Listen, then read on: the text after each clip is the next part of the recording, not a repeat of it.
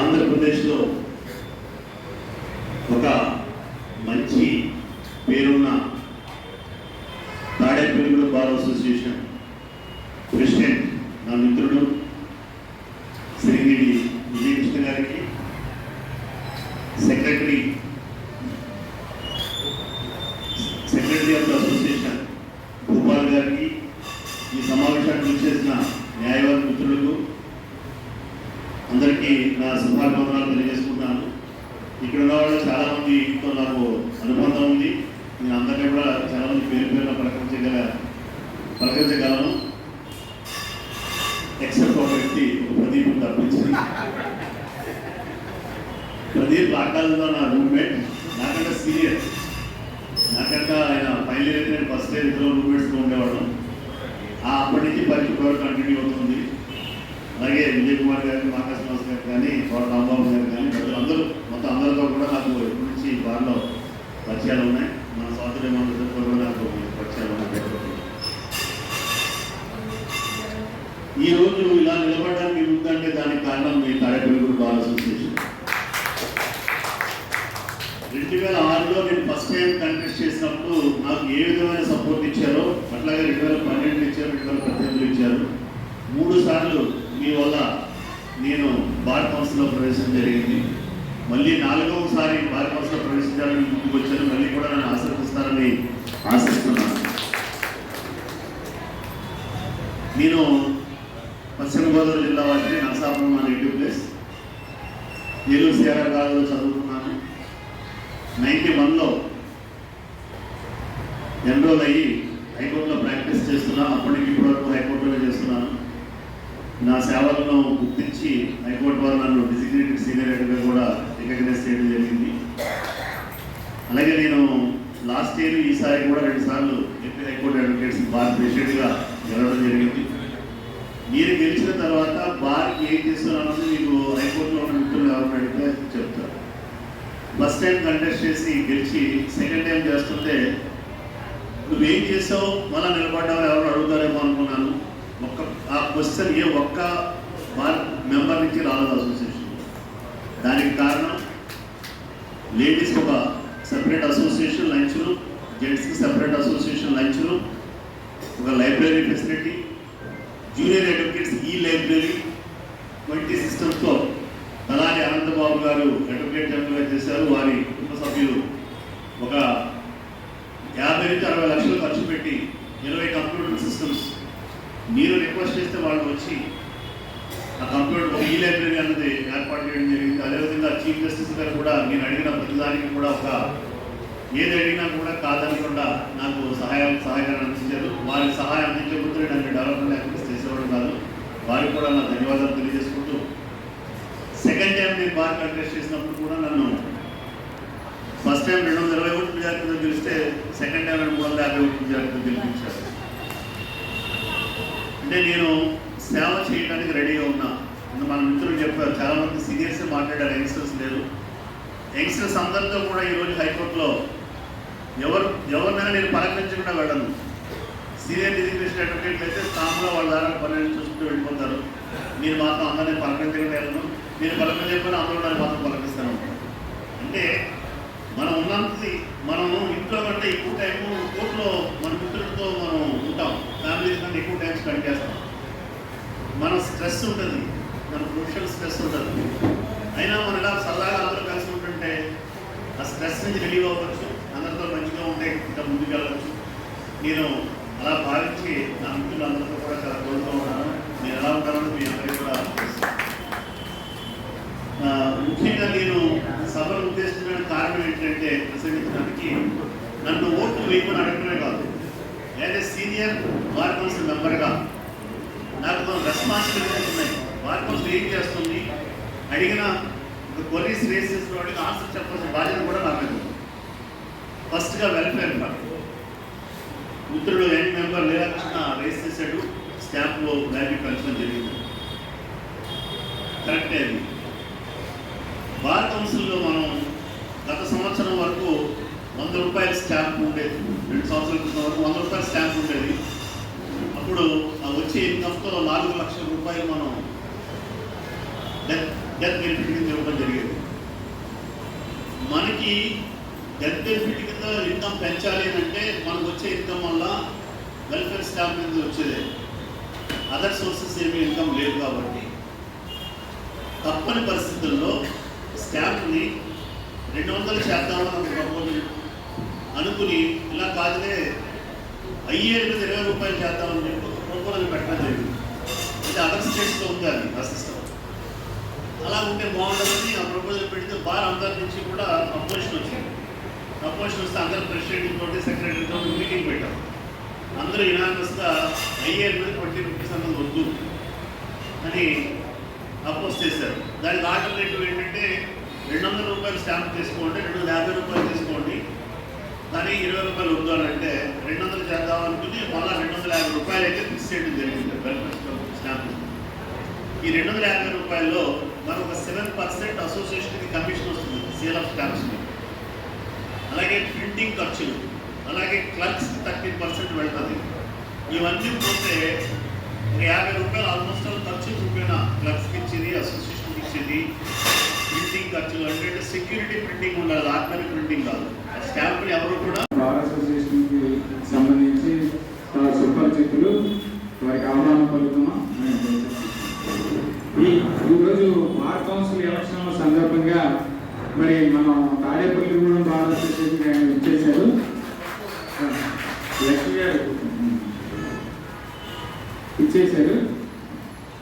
ఆయన మన అసోసియేషన్ సభ్యులు మద్దతు కోరడానికి ఆయనకి భారీ విజయాన్ని అందించాలని కూడా ఆయన కోరి ప్రార్థిస్తారు. ఎందుకంటే ముఖ్యంగా చిదంబరం గారికి మనకి ఈ వెస్ట్ గోదావరి నరసాపురం వాస్తవ్యులు, అందులో మనం పక్క ఊర్లకు సంబంధించి తాడేపల్లిగూడెం కానీ లేకపోతే ఈ పాలకొల్లు కానీ భీమవరం కానీ అందరూ కూడా న్యాయవాదులు ఎక్కువ మంది ఆయనతో ఇంట్రాక్ట్ అయిన అడ్వకేట్సే పరిచయస్తులు బాగా ఎక్కువ మంది మనం ఉన్నాం. అంతేకాకుండా ఆయన హైదరాబాద్లో మన ఆంధ్రప్రదేశ్ హైకోర్టు వెళ్ళిపోక ముందు కూడా ఆయన అక్కడ 91 ఎన్రోల్మెంట్ వలన అందరికీ కూడా అక్కడ సెటిల్ అయ్యి మరి మన ప్రాంతవాసులు అందరూ కేసులకు వెళ్ళినప్పుడు కూడా ఆయన ఎంతో ఆప్యాయంగా అందరిని ఆహ్వానించి ఆయన కేసులు చేయడం. నేను ఎన్రోల్మెంట్కి వెళ్ళినప్పుడు కొత్తలో కూడా మాకు ఆయన దగ్గర సంతకాలు అయ్యి పెట్టించి అవన్నీ చూసేవారు. అదే మన ప్రాంతం వారు ఎవరైనా సరే అక్కడ కంపల్సరీ ఎన్రోల్మెంట్కి సంబంధించినటువంటి విషయాలన్నీ చూసి పెట్టేవారు. అయితే ఆయన చేయాలనుకున్నారో దాంట్లో ఆయన పీక్ స్టేజ్కి చేరుకున్నారు కదా. అలాగే బార్ కౌన్సిల్ చైర్మన్గా అయ్యి కూడా ఆయన కళ నెరవేరాలని కోరుకుంటున్నాం మేము. ఎందుకంటే మరి ఎన్నికలు చాలా ప్రతిష్టాత్మకంగా జరుగుతుంది, ఎక్కువ మంది పోటీ చేస్తున్నారు. ఈసారి ఆయన మెంబర్గా అప్పుడే 3 times చేసేది 4th time. ఈసారి చైర్మన్ అవ్వాలన్న ఉద్దేశంతో కూడా ఆయన మరి మనందరికీ మంచి అభివృద్ధి ఫలాలు అసోసియేషన్కి, మన బార్ అసోసియేషన్కే కాకుండా రాష్ట్ర వ్యాప్తంగా అసోసియేషన్ అందరికీ కూడా ఆయన చేసే కార్యక్రమాల వల్ల అభివృద్ధి ఫలాలు అందాలని కోరుకుంటున్నాను నేను. ఈరోజు ఇక చాలా మంది మన బార్ అసోసియేషన్ న్యాయవాదులు ఉన్నారు. వాళ్ళు నేను ముందు చిదంబరం గారి స్పీచ్ కంటే ముందు కొంతమంది సీనియర్ న్యాయవాదులు ఆయన గురించి తెలుసు, అక్వైంటెన్స్ తెలుస్తాను. సభను ఉద్దేశించి ప్రసంగించిన తర్వాత ఆకన్నా చిదంబరం గారు అడ్రస్ చేస్తారు మీటింగ్. ముందుగా సీనియర్ న్యాయవాది తోటరాంబాబు కానీ మెయింటెనెన్స్ కాలేదు. Chief justice of India CM మేము ఒక కాన్స్టిట్యూషనల్ దాని మీద సెమినార్ పెట్టి మామూలుగా అడిగితే ఇవ్వట్లేదని ఓపెన్ డయాస్ చీఫ్ మినిస్టర్ గారిని రిక్వెస్ట్ చేశాను. మీడియా కూడా ఉన్న చూసే ఉండొచ్చు, కాకుండా అక్కడ వచ్చింది. నా రిక్వెస్ట్ ఇమీడియట్గా ఓపెన్ డయాస్ వచ్చేసరికి ఇమీడియట్గా స్పందించి తప్పనిసరిగా అటువంటి ప్రయత్నం చేస్తానని చెప్పి జస్ట్ 1 week బ్యాక్ నాకు లెటర్ రాశారు. కన్సర్న్ డిపార్ట్మెంట్కి నేను అడిగిన 2 ఇష్యూస్. ఒకటి house sides to the advocates, of course high court advocates అని పెట్టాను. President of the high court. మీరు చిట్టుగా అవుతూ మళ్ళీ హైకోర్టు అడిగినది, చైర్మన్ అయితే మొత్తం స్టేట్ అంతా కూడా అడుగుతుంది. అది 1 thing. రెండోది ఏంటంటే హైకోర్టుకి మ్యాచింగ్ గ్రాంట్గా డబ్బులు ఇవ్వాలని, వెల్ఫేర్గా చూడాలని ఒక 10 కోట్ల రూపాయలు అడిగాను. దానికి కన్సర్న్ డిపార్ట్మెంట్కి పంపిస్తూ 2 లెటర్లు నాకు రాశారు. తర్వాత లెటర్లు ఉన్నాయి, మేము ఇప్పుడే నేను పబ్లిష్ చేస్తాను. అలాగే అడిగితే మనం ఏదైనా చేయించగలం. అకాడమీ కూడా అటువంటి ప్రయత్నం చేసి నెక్స్ట్ టైంకి ఆయన ఇంకో ప్రోగ్రామ్ కూడా పెట్టారు నరసింహ గారు. అడ్వకేట్స్ అకాడమీ జడ్జెస్కి ఎలా ఉందో జడ్జెస్ కూడా ఓన్ బిల్డింగ్ లేదు, రన్ చేస్తారు. దాంట్లో అవకాశం ఉంటే అడ్వకేట్స్ కూడా ఇచ్చే అవకాశాన్ని పరిశీలించడం కూడా సింపుల్గా చెప్పారు. వన్ ఇంట్రెస్టింగ్ థింగ్ ఏంటంటే హైకోర్టులో జడ్జెస్ లైబ్రరీ ఉంటుంది. ఏ రోజు జడ్జి గారు వెళ్ళాలి, పెద్ద లైబ్రరీ ఉంటుంది. నేను చీఫ్ జస్టిస్ అప్రోచ్ అయ్యి permit advocates utilise that library అడిగితే ఇమీడియట్గా ప్రొసీడింగ్స్ ఇచ్చారు. That library AP high court advocates association. ఏదైనా ఉంటే అటువంటి థాట్స్ డెఫినెట్గా నేను ఇంప్లిమెంట్ చేస్తాను. ఎందుకంటే కానీ దగ్గర వచ్చినప్పుడు సెమినార్స్ కండక్ట్ చేసేవారు. మా చిన్నదానిలో మా అక్షరమ్మ గారు సెమినార్స్ కావాలన్నారు. మీరు కండక్ట్ చేశారు. ఏలూరులో వైజాగ్లో చేస్తాను. మీరు ఏలూరు వైజాగ్లో వచ్చారు. ఇది మీ దృష్టి ఏది పడుతుందంటే మెటీరియల్ అవ్వుతుంది అవ్వాలి, అడ్వకేషన్ కానీ అవ్వాలి. డెఫినెట్గా అయితే నర్సాపురం కూడా సెమినార్ కండక్ట్ చేసి నర్సాపురం వైజాగ్ కాకినాడ కొంచెం గ్యాప్ వచ్చింది. ఇంతకుముందు 1 year బ్యాక్ మొత్తం సెమినార్ కండక్ట్ చేసాం. ఈ 1 yearలో కొంచెం ఈ సర్వనాశనం కొంచెం డెఫినెట్గా చేస్తాం. అడ్వకేషన్ అందరికీ కూడా యూస్ఫుల్గా ఉంటున్నాను. డెఫినెట్గా చేస్తాం. All the best. Thank you.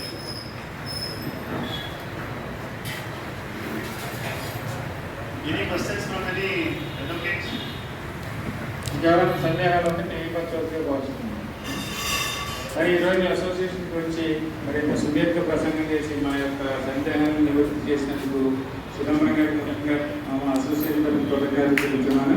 అదే ఈ జరగబో ఎన్నికల్లో మీరు ఘన విజయం సాధించి నేను అనుకున్నట్టుగా మరి ఆ భగవంతుడు ఆశీర్వదించి బాగా చైర్మన్గా ఉన్న మా సభ్యులందరూ కోరుకుంటున్నాను. అలాగే మా సభ్యులు తరఫున కృష్ణ గారు కూడా మమ్మల్ని కోరుకుంటున్నాను. Thank you Vijayakrishna, thank you. మన తాడేపల్లిగూడెం బార్ అసోసియేషన్ 2006లోనే 2012లోనే 2018లో కూడా నా ఆశీర్వదించి భాగవతం పంపించారు. ఈసారి కూడా నన్ను ఆశీర్వదించి నాకు మొదటి ప్రధానితో ఒకటి ఇచ్చి నన్ను భారతదేశం పంపిస్తే నేను మీ రుణం తీర్చుకుంటాను, మీకు అందుబాటులో ఉంటాను, మీకు అందుబాటులో ఉండి ఎటువంటి సహాయ సహకారం చేస్తానని సభాముఖంగా తెలియజేసుకుంటాను. Thank you, thank you. ఈ సభకు చేసిన న్యాయవాదులందరికీ శుభాకాంక్షలు తెలియజేస్తున్నాం. అందరికీ కూడా మన బార్ అసోసియేషన్కి సంబంధించి సుపరిచితులు వారికి ఆహ్వానం పలుకుతున్నాం. ఈరోజు బార్ కౌన్సిల్ ఎలక్షన్ల సందర్భంగా మరి మనం తాడేపల్లిగూడెం బార్ అసోసియేషన్కి ఆయన ఇచ్చేశారు. లక్ష్మి గారు ఇచ్చేశారు. ఆయన మన అసోసియేషన్ సభ్యులు మద్దతు కోరడానికి ఆయనకి భారీ విజయాన్ని అందించాలని కూడా ఆయన కోరి ప్రార్థిస్తున్నారు.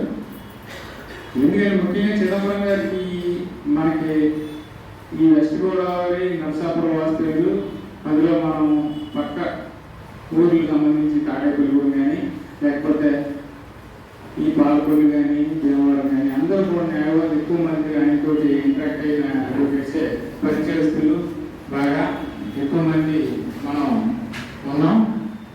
అంతేకాకుండా ఆయన హైదరాబాద్లో మన ఆంధ్రప్రదేశ్ హైకోర్టు విడిపోక ముందు కూడా ఆయన అక్కడ 91 ఎన్రోల్మెంట్ వలన అందరికీ కూడా అక్కడ సెటిల్ అయ్యి మరి మన ప్రాంతవాసులందరూ కేసులకు వెళ్ళినప్పుడు కూడా ఆయన ఎంతో ఆప్యాయంగా అందరిని ఆహ్వానించి ఆయన కేసులు చేయడం. నేను ఎన్రోల్మెంట్కి వెళ్ళినప్పుడు కొత్తలో కూడా మాకు ఆయన దగ్గర సంతకాలు అవి పెట్టించి అవన్నీ చూసేవారు.